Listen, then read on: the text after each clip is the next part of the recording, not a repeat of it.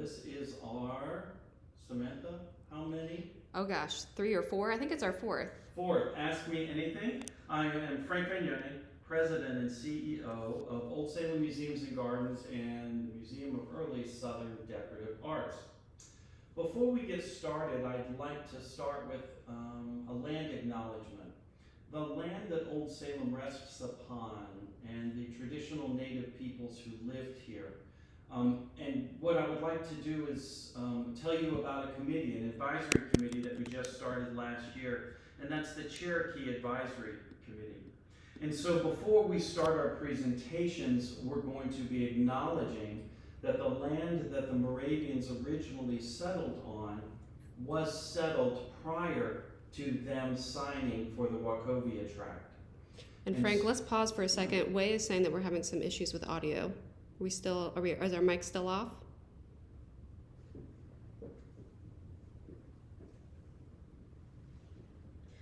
a delay, so I gotta. Okay. We're checking to make sure audio sounds good, so just bear with us. We're both on.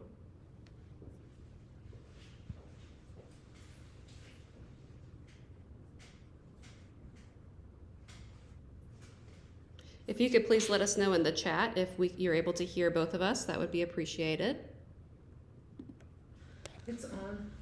Okay. Probably is problem. Okay, we'll be back in 1 minute. I'm just going to check the audio. Hold tight.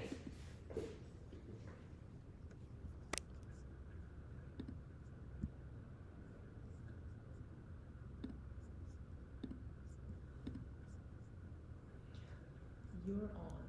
He's not. Oh, interesting. Okay.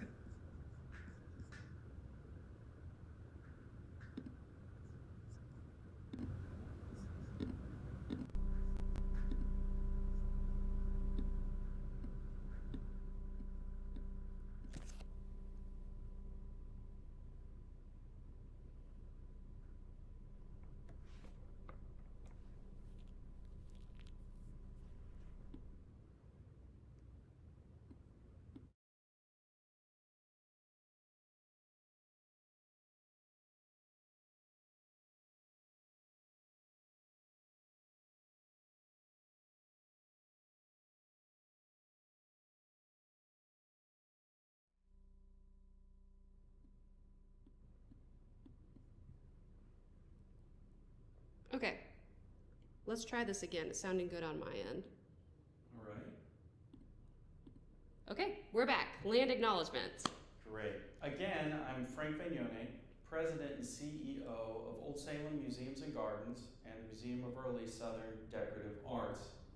Last year, we started a new advisory committee, the Cherokee Advisory Committee. And that's part of our acknowledgement that the land that the Moravians originally settled upon actually was the homeland of other indigenous native peoples. And locally, they were the Cherokee.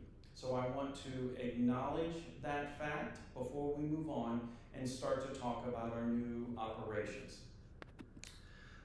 The first thing that I'd like to discuss is our gradual reopening. So I think all of you know that we started to gradually reopen in April, May, June, July, August, September. We will now be in phase 3 of our gradual reopening, and that will be October 6th.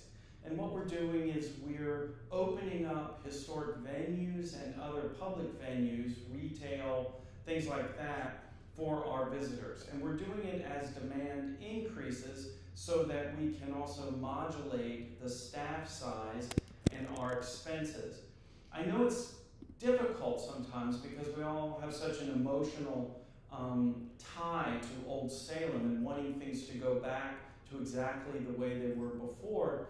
But for the long-term sustainability of Old Salem, we have to be very careful, really look at the data and make sure that we're opening up in ways that are financially secure, and we can also provide a really excellent visitor experience.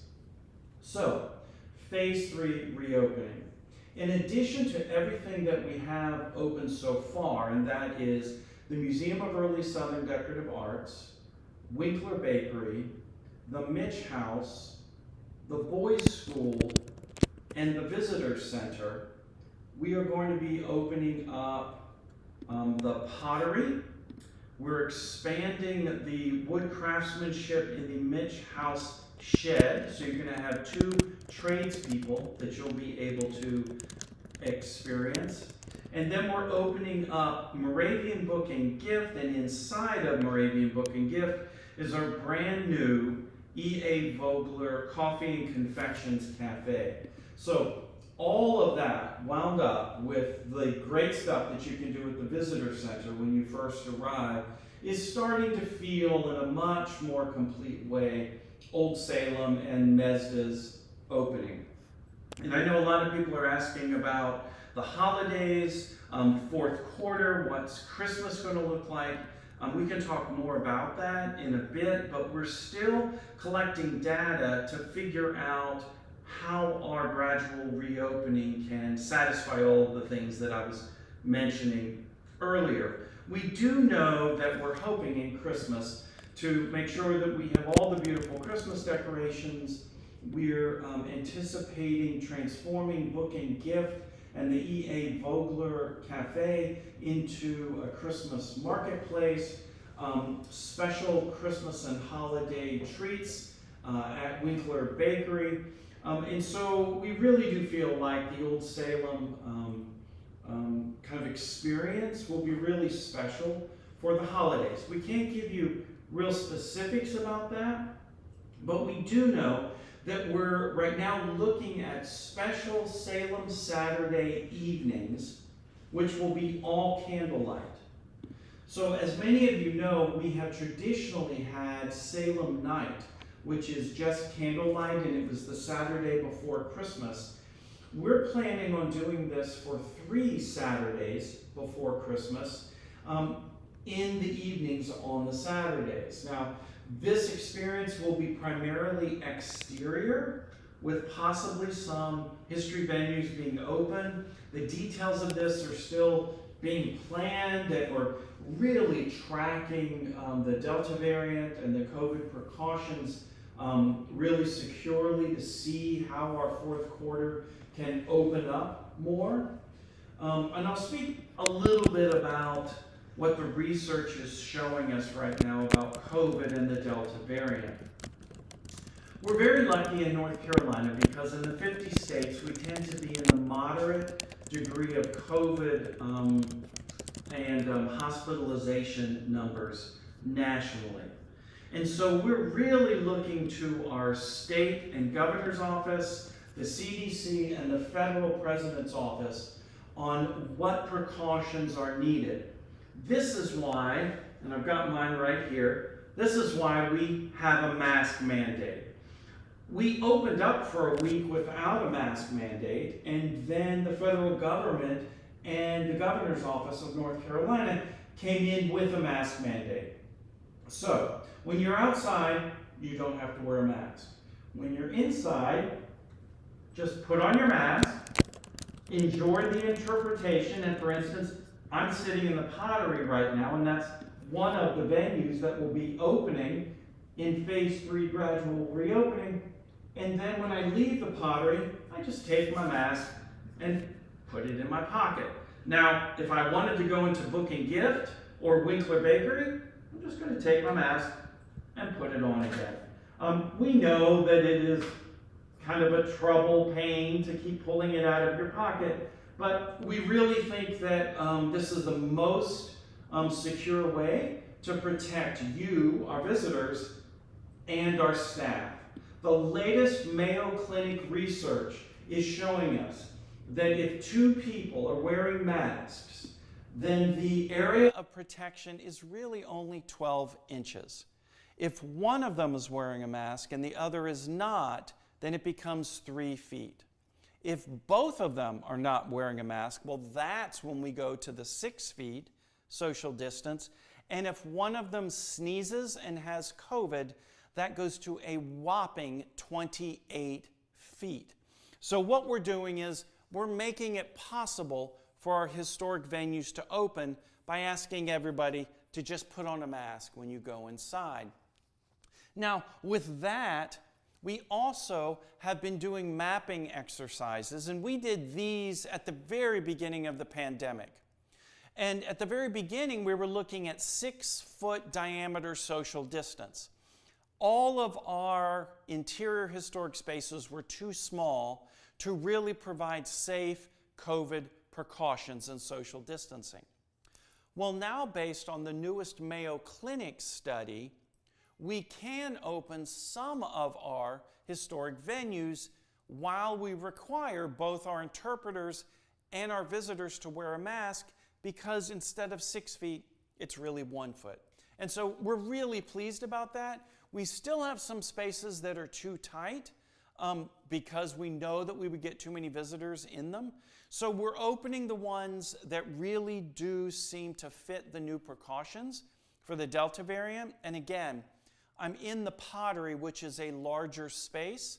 Moravian Book and Gift, which is a larger space. Same thing with the Visitor Center. So that's a little bit of an update on our Phase 3 reopening.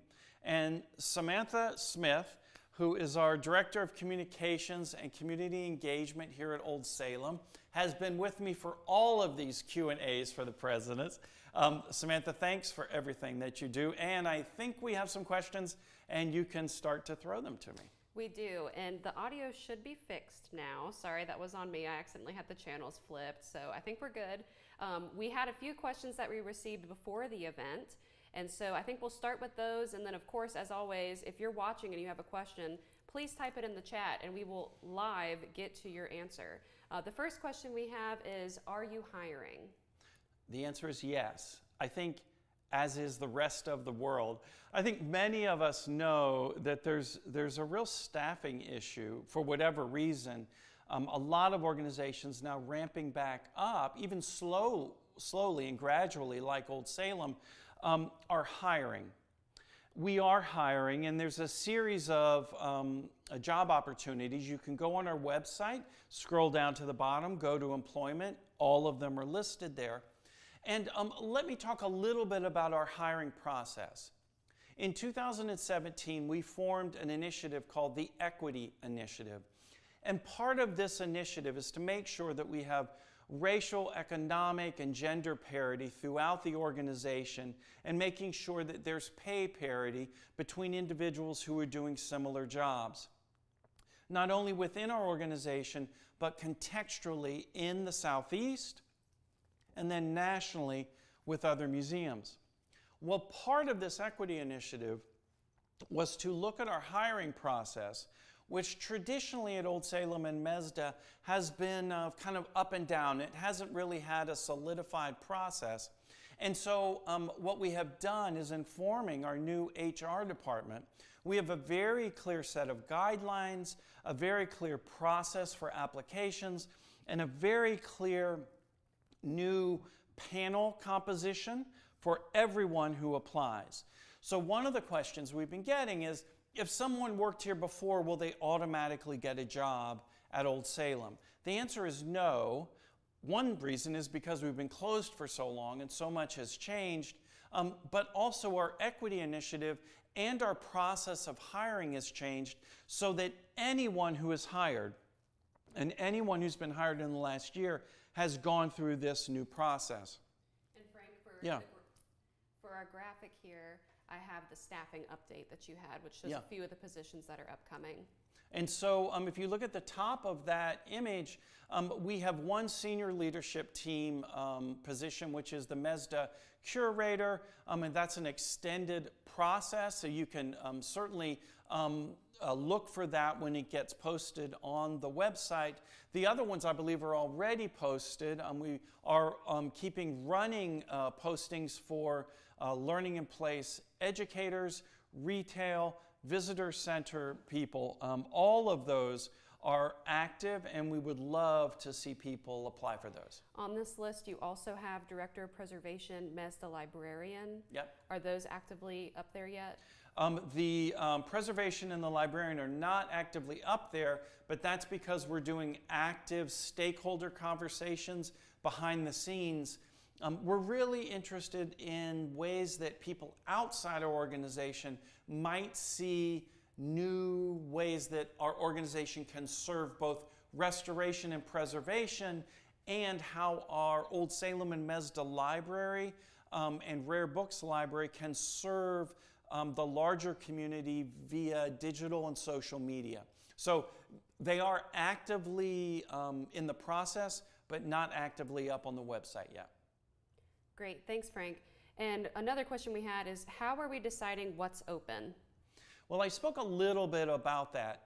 A good portion of this has to do with the interpreters that we have, the craftspeople that we have, and then I explained a little bit about our mapping exercise. And the mapping exercise basically just takes the floor plan of the venues, and we start to look physically at how many people we can get in those venues.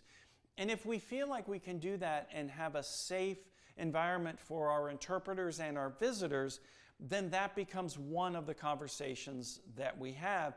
And as I said, as the social distancing circle gets smaller, it means that it's possible for us to open up smaller venues. But one of the reasons why we're not opening up the full wood shop at the Bloom House, but we are opening up wood craftsmen at the Mitch House shed, is because the Mitch House shed is large enough and we can open doors on both sides that we can have adequate ventilation for our visitors and our interpreter. So, I mean, you know, there do seem to be a lot of kind of details about our decision making, but just understand that it's really data driven, and we're trying to remain open to what the latest science is telling us for our spaces. Thank you. Okay, our next question is, what can a visitor expect to see on a trip to Old Salem after October 6th? Well, more as we gradually reopen. You definitely can get a great meal because Muddy Creek Cafe has been open since phase 2. We will be increasing our food vendor opportunities with the new Vogler coffee and confectioners. You can do more retail shopping because we will have Moravian Book and Gift open. And of course, you can come to Moravian Book and Gift anytime, in and out. And then Winkler Bakery, which is the first building that we opened. So you can come at any time and buy those tasty treats. And also in Winkler Bakery, we now have a room of retail. And please take note that we have new monthly products that we're introducing, and they're selling out. So actually a lot of our stock is selling out, and we're getting lines down the street to come into Winkler Bakery, which we're very thankful for. Thank you for the support. And I think that the baking and quality just keeps getting better and better, and all of you are supporting that with buying things. The Visitor Center, which of course is where you go to buy the tickets to get into Old Salem. And let me just say for a moment, phase 3 tickets will now be set at $18 for an adult and $11 for a child under... It's actually 10? $10 for student. Great, $10 for a student. And you buy those at the Visitor Center. But in addition to just buying the tickets at the Visitor Center, we have a really wonderful exhibit on transportation. We've pulled out things from our collections facility that really haven't been seen in quite some time. And also you get to see the original 1950s fundraising model for Old Salem, and so that's pretty cool as well. And so you'll be able to come into the pottery, as I said, and actually see the craftsmen working. You'll be able to come into the Mitch shed and see the craftsmen working there. And then we're opening up the bake oven at the Mitch House in the exterior, and the interior of the Mitch House is open, and the interior of the boys' school will also be open. So the truth is there's a lot to see in addition to just walking the district. And as I'm talking about walking the district, since I want to say March of this year, we started something called the Fresh Coat Initiative. And the Fresh Coat Initiative was our way to spruce up the district as we gradually reopen. And so when you're walking through the district, I hope that you can take notice of how beautiful the buildings are looking, not only have we done really solid restoration work on woodwork on the exterior, most of the buildings have been repainted. You'll also notice that the residents have become part of our Fresh Coat initiative, and they have independently been repainting the houses. So as you walk around, you should really get a wonderful sense of beauty and pride of place. In addition to the Fresh Coat initiative that we've been doing, the city of Winston-Salem has been working on what I think is over a 3-year, 4-year project. New sidewalks, new lampposts, new trees, new infrastructure. The road has been repaved, and it's settling for next summer's placement of pebbles on top of the asphalt. So when you walk through the district with your ticket, visiting the historic venues, there's just a lot to see, even if you're just enjoying the weather as you walk around. And as a kind of side note, Samantha, if I can talk about the paving on Main Street, a lot of people on social media have been asking, why did we pave over the cobblestones on Main Street? And it's kind of interesting because we did some research. Those street pavers really were paved over probably in the mid-1940s. But so many people have seen pictures of downtown Salem, Winston-Salem, with those street pavers that in their minds they thought those pavers were always here. But in fact, the street has been paved over since around the mid-1940s, and we have just repaved the road so that we'll be able to put this kind of chemical composition on top of the asphalt, which has a kind of light brown texture to it, and it literally is pebbles. So it won't be the 1930s street pavers, but it will have a kind of historic quality to it. And just to be a history nerd, the streets in Salem were never really cobbled. That was far, far later. The period of interpretation for Old Salem is when it was first founded. And at that time, quite frankly, Main Street was dirty, muddy. It was just dirt. I mean, later the plank road came through, but that was only a portion of the road. Same thing true with other living history sites. We have this image that they were kind of clean and beautiful and quaint, but in fact, they were pretty messy and dirty. And let's not forget that transportation was horses, and at least starting out, livestock roamed Salem. And so as you know, these are animals that would go to the bathroom all over the place.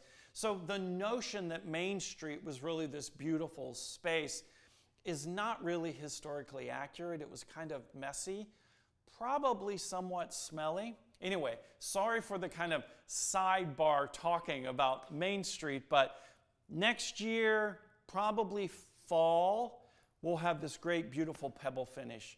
Sorry, long answer for you, Samantha. But that's okay, because we've been getting so many questions about why did we pave Main Street when it's, we did it. It's been paved. That's okay. I'm glad you brought that up. Our next question is, are we going to have our big trick-or-treat event this year? We love it.